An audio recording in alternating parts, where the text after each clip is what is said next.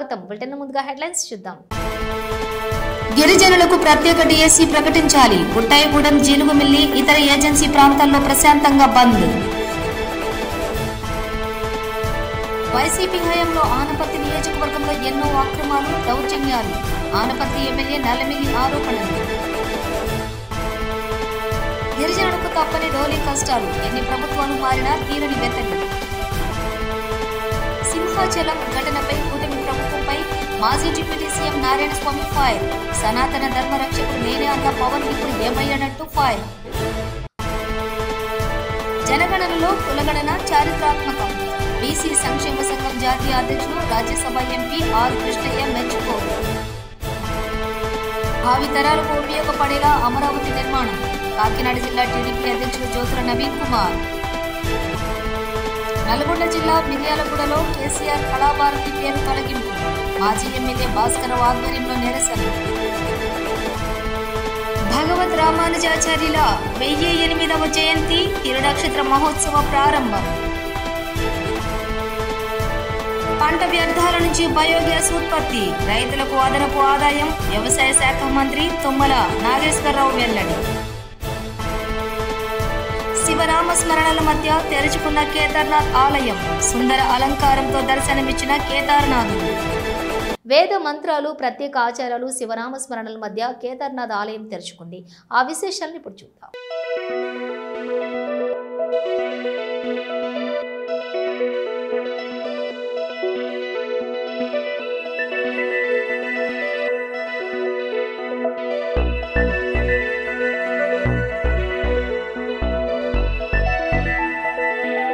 కేంద్ర ప్రభుత్వం జనగణనలో కులగణన చేయాలని తీసుకున్నటువంటి నిర్ణయాన్ని చారిత్రాత్మకమని బీసీ సంక్షేమ సంఘం జాతీయ అధ్యక్షులు రాజ్యసభ ఎంపీ ఆర్ కృష్ణయ్య అన్నారు.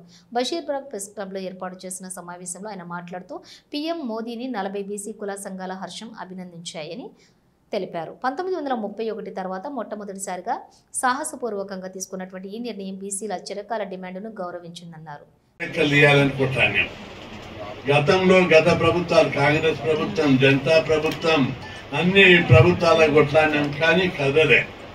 మోడీ గారు వచ్చిన తర్వాత కూడా చాలా ధర్నాలు చేశాం, బీజేపీ పార్టీకి విజ్ఞప్తులు చేశాం. అందరూ మూడు లేదు పార్టీకి చేయరనుకున్నారు. మొన్న నేను అమిత్ షాని కలవందే మా అమిత్ షా కలిసి కొన్ని ఎత్తుగడలతో మాట్లాడాను. మనం చెప్పొద్దు బయట, యూస్ చెప్పలేను, కానీ ఆయనను కన్విన్స్ చేసే మాటలు చెప్పండి కన్విన్స్ అయ్యిండు. తప్పనిసరిగా మనకు రిజల్ట్ కనిపిస్తుంది మీ అందరికీ. నల్గొండ జిల్లా మిర్యాలగూడలో కేసీఆర్ కళాభారతి పేరు తొలగింపుపై మాజీ ఎమ్మెల్యే భాస్కర్రావు ఆధ్వర్యంలో నిరసన. బీఆర్ఎస్ హయాంలో సాంస్కృతిక కార్యక్రమాల నిర్వహణకు 10 కోట్ల ప్రభుత్వ నిధులతోటి నిర్మించిన కేసీఆర్ కళాభారతి కేసీఆర్ పేరు తొలగింపు పట్ల బీఆర్ఎస్ పార్టీ శ్రేణులు ఆందోళన. కళాభారతి మెట్లపై బైఠాయింపు.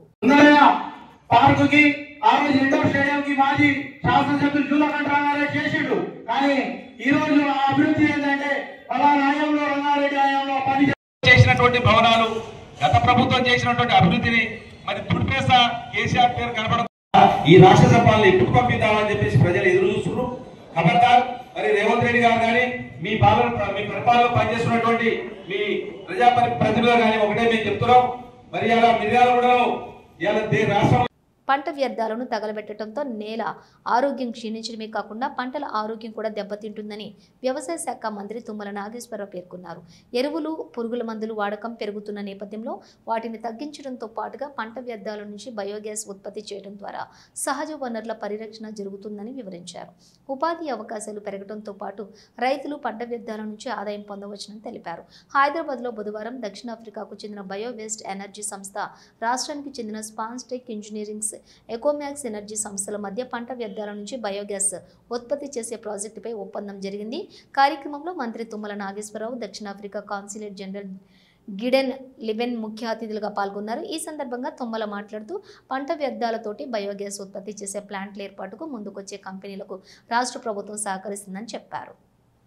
సుమారుగా 1500 కోట్ల వ్యయంతో 20 బయోగ్యాస్ ప్లాంట్ల నిర్మాణానికి కంపెనీలు ఒప్పందం కుదుర్చుకున్నట్లుగా వెల్లడించారు.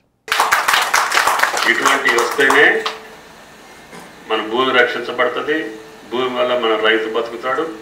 రైతు వల్ల ఈ సహజ వనరులు ఏదైతే ఉన్నాయో అవన్నీ కూడా కొరత ఏర్పడుతున్నాయి. ఆయిల్ దొరకట్లేదు, గ్యాస్ దొరకట్లేదు. ప్రకృతి మీద ఆధారపడాల్సినటువంటి ఇటువంటి వాటిని మనం తయారు చేసుకుంటే మన సమాజానికి మేలు అవుతుంది. తద్వారా మన రైతుని నిలబెట్టిన వాళ్ళం అవుతాం. ఈ ఇన్నోవేషన్ వల్ల స్థానికంగా కొంతమందికి ఉద్యోగాలు రావచ్చు. దానివల్ల కొంతమంది జీవితాలు కూడా మెరుగుపడే అవకాశం ఉంది.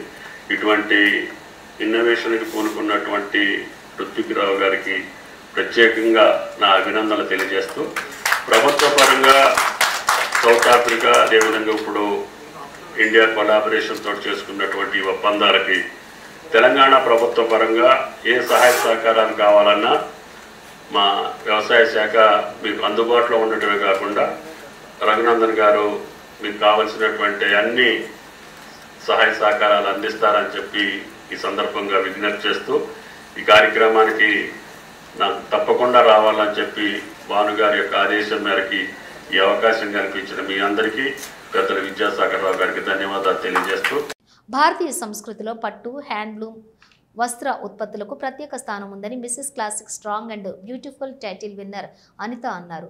హైదరాబాద్ శ్రీనగర్ కాలనీ సత్యసాయిలో ఏర్పాటు చేసిన నేషనల్ సిల్క్స్ ఎక్స్పోను నిర్వాహకులతో కలిసి ఆమె ప్రారంభించారు. దేశంలోని పలు రాష్ట్రాలకు చెందిన చేనేత కళాకారులు తయారు చేసిన వస్త్ర ఉత్పత్తులు ఈ ప్రదర్శనలో ఉంచినట్లుగా తెలిపారు. ఈ ఎగ్జిబిషన్ 6వ తేదీ వరకు కొనసాగుతుంది. సతీష్ కుమార్ మేనేజర్, దీనికి నేషనల్ సిల్క్ ఎక్స్పో అనే ఎగ్జిబిషన్కి మేనేజరు.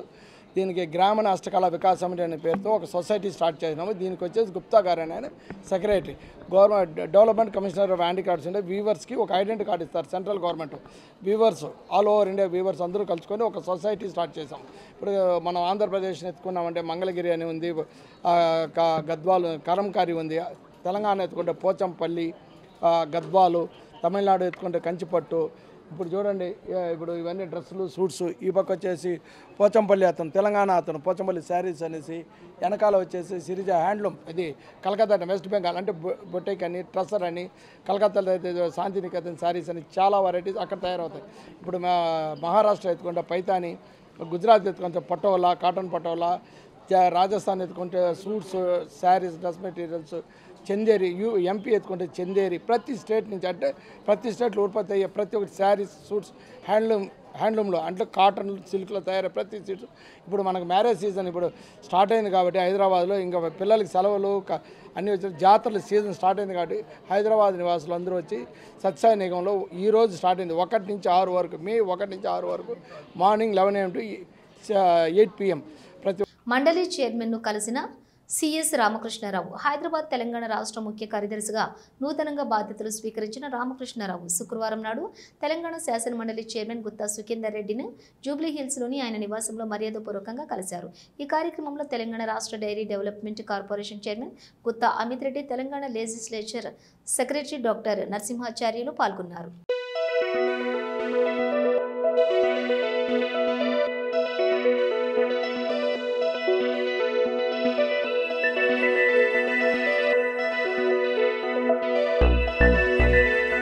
ముఖ్యమంత్రి చంద్రబాబు దూరదృష్టి గల వ్యక్తి అని, అతనికి ప్రత్యేకమైన ఒక ప్రణాళిక ఉందని, అందులో భాగంగా రాష్ట్ర రాజధాని అమరావతికి భావి తరాలకు ఉపయోగపడేలా అన్ని సౌకర్యాలు, వసతులతో నిర్మాణాలు చేస్తున్నారని కాకినాడ జిల్లా టీడీపీ అధ్యక్షులు జ్యోతుల నవీన్ కుమార్ పేర్కొన్నారు. కాకినాడ జిల్లా టీడీపీ కార్యాలయంలో ఆయన మీడియాతో మాట్లాడుతూ చంద్రబాబు గతంలో హైటెక్ సిటీ వంటి నగరాలను అభివృద్ధి చేశారని, తద్వారా ఎన్నో వేల కోట్ల టర్నోవర్ జరిగి ఎంతో మందికి ఉపాధి జరిగిందని చెప్పారు. మాజీ సీఎం జగన్ పెట్టుబడులు పెట్టించేందుకు ఆసక్తి కనబరచలేదని, అమరావతి రాజధాని అభివృద్ధికి తిరిగి ప్రాణం ఎక్కించేలా వ్యవస్థలను పునరుద్ధరించేందుకు 1,00,000 కోట్ల వ్యయంతో మాస్టర్ ప్లాన్ ను ప్రభుత్వం రూపొందిస్తుందన్నారు. విప్లవాత్మకమైన నిర్ణయాల వల్ల 90% ఇన్కమ్ వస్తుంది. మళ్ళీ ఇదే పరిస్థితి మన ఆంధ్ర రాష్ట్రానికి రాజధాని హబ్గా ఏర్పాటు చేసుకుని వైజాగ్ బట్టి అటువంటి నిర్ణయాలతోటే ఈ రోజు ముందుకెళ్ళడం జరుగుతుంది ఖచ్చితంగానే. అదే విధంగా ఈ రేపు 2వ తారీఖుని ప్రధానమంత్రి గారు మోడీ గారు మన రాష్ట్రానికి రావడం జరుగుతుంది. ఈ రాష్ట్ర అభివృద్ధితో పాటు తీసుకున్నా సరే రాష్ట్ర ప్రజలకి భావితరాల భవిష్యత్తుకి అనుసంధానంగానే ఉంటది కాబట్టి అన్ని కూడా మనం సహకరించాల్సిన అవసరం ఉంది. కాబట్టి అందరినీ సహకరించాల్సిందిగా కోరుకుంటూ సెలవు తీసుకున్నాను. ఆ కుటుంబాలకు వైకాపా నుంచి ముప్పు. కాకినాడ జిల్లా దోమాడ గ్రామంలో ఆర్ఎన్బి రోడ్డు పక్కన ఇళ్లు కోల్పోయి నిరాశ్రయులైన 5 కుటుంబాల వారికి వైసీపీ నేతలతో ముప్పు ఉందని ఆనపర్తి ఎమ్మెల్యే నల్లమిల్లి రామకృష్ణారెడ్డి పేర్కొన్నారు. కాకినాడ జిల్లా బీజేపీ కార్యాలయంలో ఆయన మీడియాతో మాట్లాడుతూ గతంలో వైసీపీ హయాంలో ఆనపర్తి నియోజకవర్గంలోని ఎన్నో అక్రమాలు దౌర్జన్యాలు జరిగాయని, సూర్యనారాయణ రెడ్డి చేసిన అవినీతి నిరూపించడానికి తాను సిద్ధంగా ఉన్నానని ఆయన బహిరంగ చర్చకు రాగలరా అంటూ సవాల్ విసిరారు. ముందుగా అందరికీ మేడే శుభాకాంక్షలు తెలియజేసుకుంటూ ఉన్నా. ఇటీవల కాలంలో కాకినాడ జిల్లా పెదపూడి మండలం దోమాడ గ్రామంలో జరిగిన సంఘటనని వైఎస్ఆర్సీపీ నాయకులు తప్పుగా చిత్రీకరించి కూటమి ప్రభుత్వం పైన, నా పైన వ్యక్తిగతంగా దోషణలకు దిగుతూ అవాస్తవాలు ప్రచారం చేస్తూ ఉన్న నేపథ్యంలో ఒక్కసారిగా వాస్తవాల్ని మీ ద్వారా ప్రజల దృష్టికి తేవడం కోసం ఇక్కడ కూటమి నాయకులందరం కలిసి మీ ముందుకు రావడం జరిగింది. ముఖ్యంగా మరి మొట్టమొదటగా మా మాజీ శాసనసభ్యులు డాక్టర్ సత్తి సూర్యనారాయణ రెడ్డి గారు ఇటీవల కాలంలో దోమాడలో పత్రికా సమావేశం, మీడియా సమావేశం నిర్వహించి దానిలో ఆంధ్రప్రదేశ్ రాష్ట్రానికి వైఎస్ఆర్సీపీకి ఒక కొత్త అధ్యక్షుడిని ప్రకటించడం జరిగింది.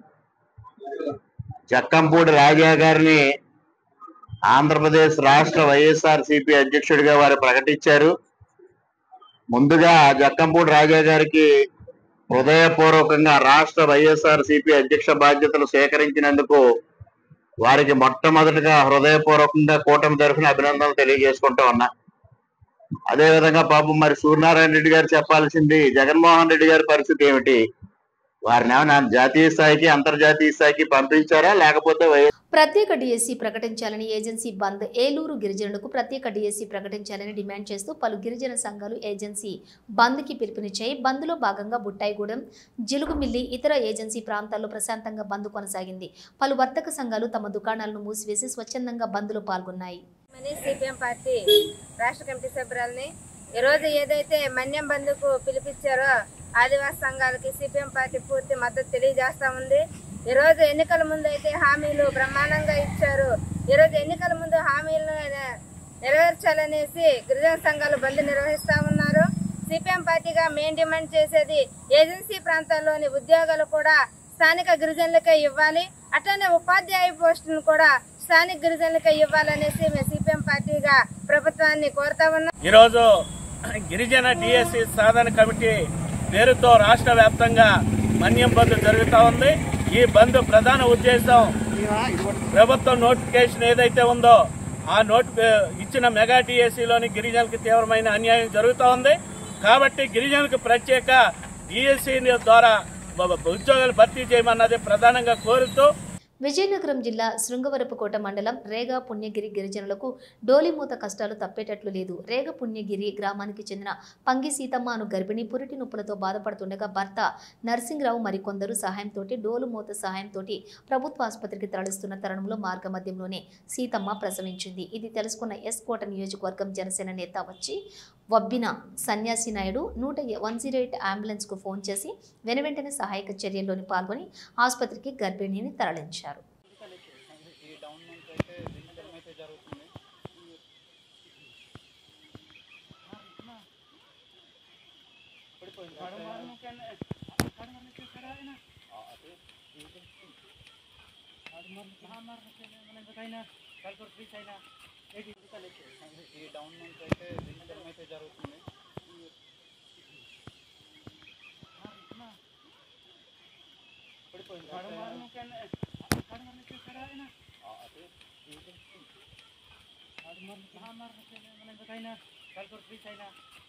విశాఖ సింహాచలం ఘటనపై కూటమి ప్రభుత్వంపై మాజీ డిప్యూటీ సీఎం నారాయణ స్వామి విరుచుకుపడ్డారు.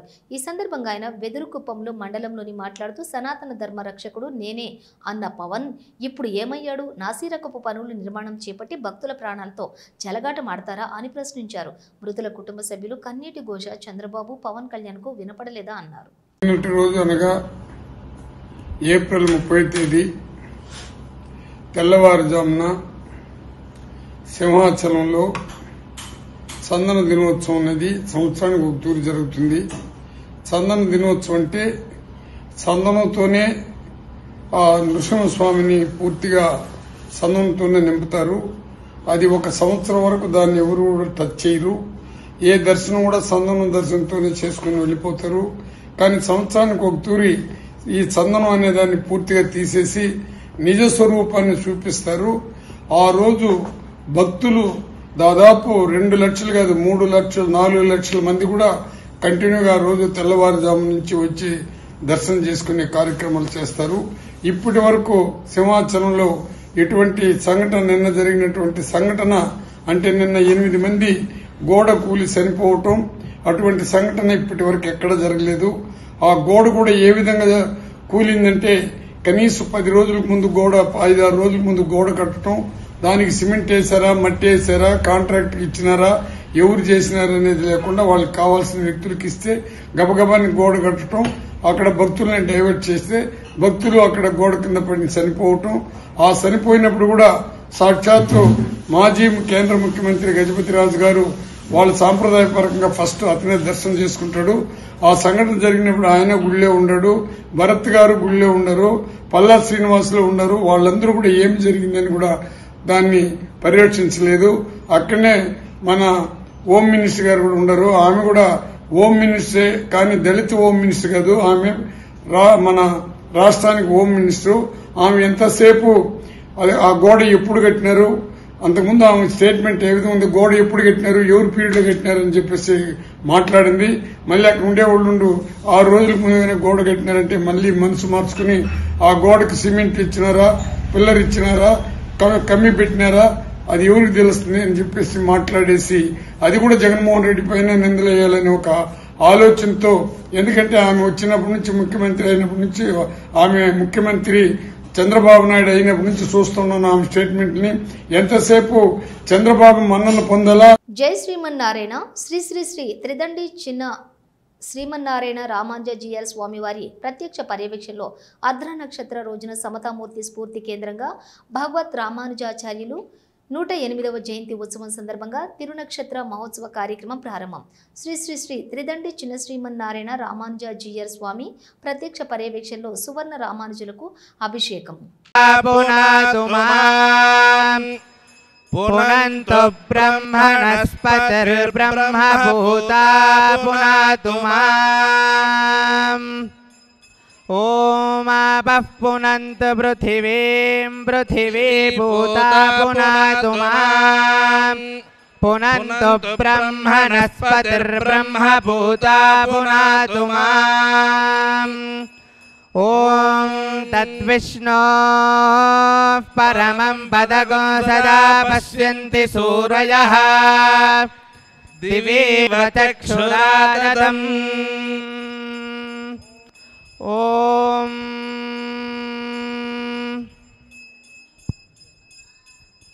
ఓం తద్విష్ణో పరమం పదగో సదా పశ్యంతి సూరయః దివేవ చక్షురాదతం.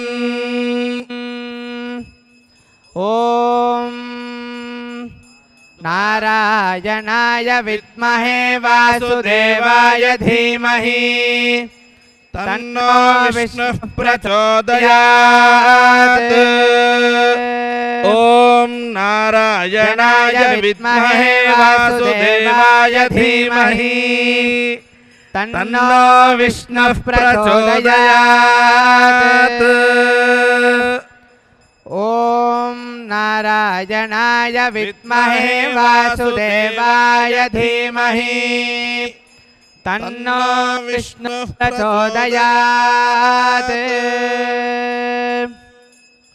ॐ द्वासो पर्णौ सयुजौ सखायौ समानं वृक्षं परितस्वजाते तयोरन्यः पिप्पालं स्वात्वत्यनश्नन्नन्यो अभिचाकसीति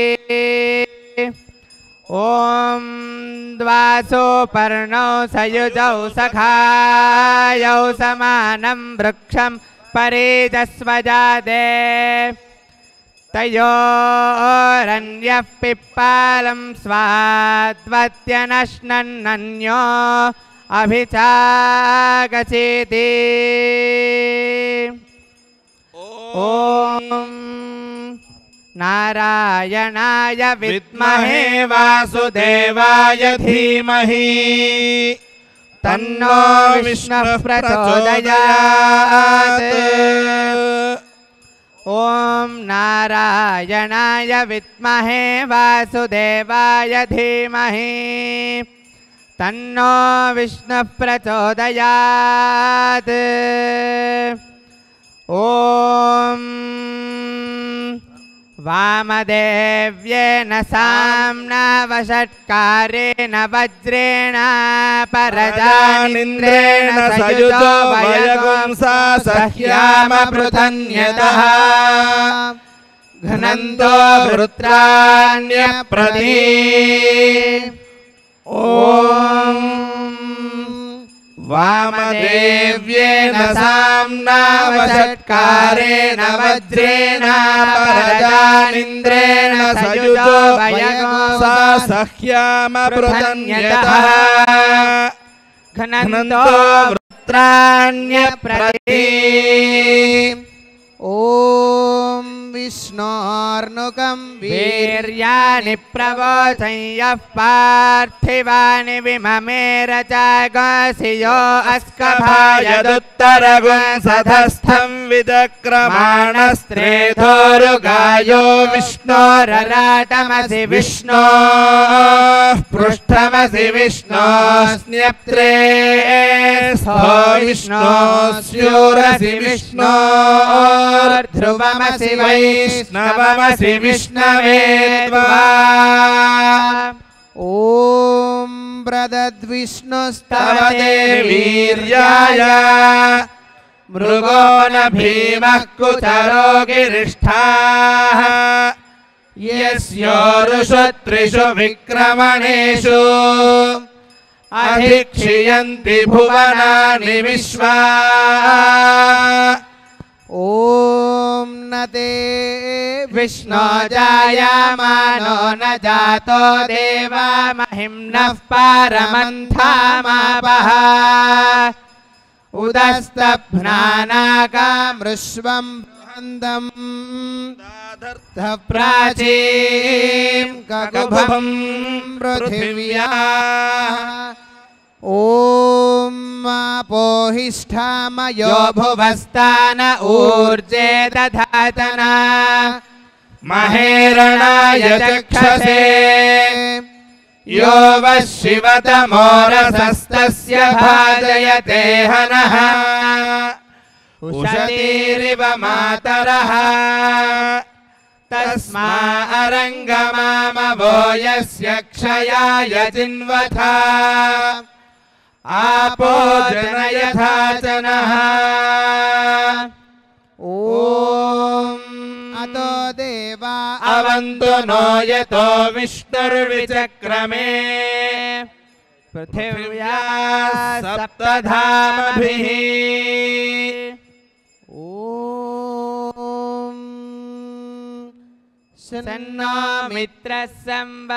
ఇవి బులెటిన్ విశేషాలు. మరో బులెటిన్తో మళ్ళీ కలుద్దాం. అంతవరకు చూస్తూనే ఉండండి న్యూస్.